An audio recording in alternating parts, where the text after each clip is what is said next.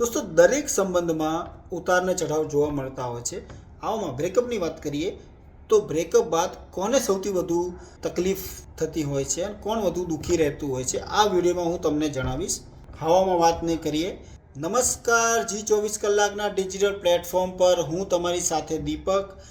તો બ્રેકઅપની વાત કરીએ તો કેટલાક લોકો યુવકોનો પક્ષ લેતા હોય છે જ્યારે કેટલાક લોકો યુવતીઓનો પક્ષ લેતા હોય છે। કેટલાક લોકોનું માનવું છે કે યુવકોને વધારે બ્રેકઅપ બાદ યુવકોને વધારે તકલીફ પડતી હોય છે, જ્યારે કેટલાક લોકોનું માનવું છે કે યુવતીઓને પણ એટલી જ તકલીફ થતી હોય છે। તો બિહેવિયરલ એન્ડ બ્રેઇન સાયન્સ મેગેઝિનમાં છપાયેલી એક સ્ટડી પ્રમાણે એવું કહેવામાં આવ્યું છે કે બ્રેકઅપ બાદ યુવક અને યુવતી બંનેને એક સમાન રીતે તકલીફ થાય છે, બંનેને ખોટું લાગે છે। જોકે યુવક અને યુવતી બંનેની ભાવનાઓ વ્યક્ત કરવાની રીત જુદી જુદી હોય છે।